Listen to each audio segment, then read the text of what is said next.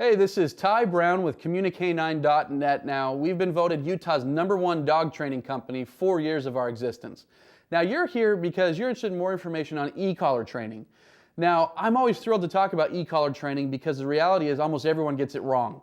A lot of people train with e-collars and they do it wrong. A lot of people are against e-collars for the wrong reasons. And so one of my big thrills in life is to help educate people on the reality behind e-collars.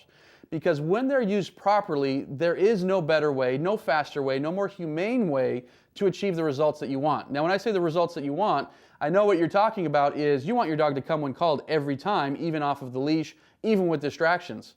You're not going to accomplish that with cookies and hot dogs. You want your dog to lie down and stay put when somebody comes and rings the doorbell, even though that your dog is so excited. Guess what? Treat training and clickers is not going to get you there.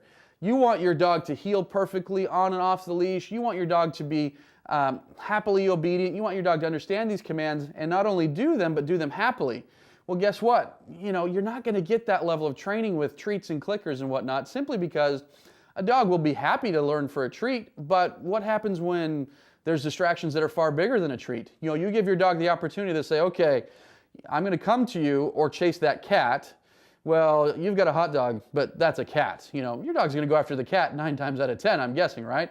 And so the reality is trying to think that you're going to get your dog trained with just simply treats and clickers just isn't going to work.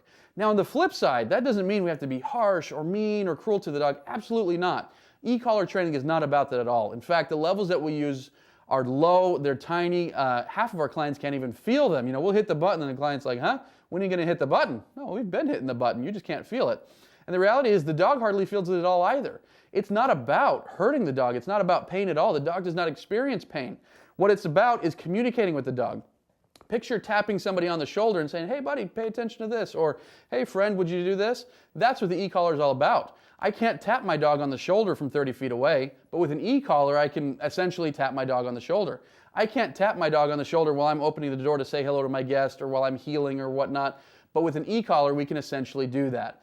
And so, like I say, for those people that use them but use them incorrectly, they're using them as a pain tool, a punishment tool. That's not the best way to do them. We're using them to help dogs understand, and what we end up with a dog that is more confident, that is over aggression issues, that is over anxiety issues, a dog that understands the behavior that's wanted from the human, from the owner, and we have a dog that's much happier and an owner that's much happier as a result. So, if you'd like more information on e-collars or any sort of dog training, tips, articles, information, videos, all that good stuff, head over to our website, CommuniCanine.net, CommuniCanine.net, and I'll see you over there.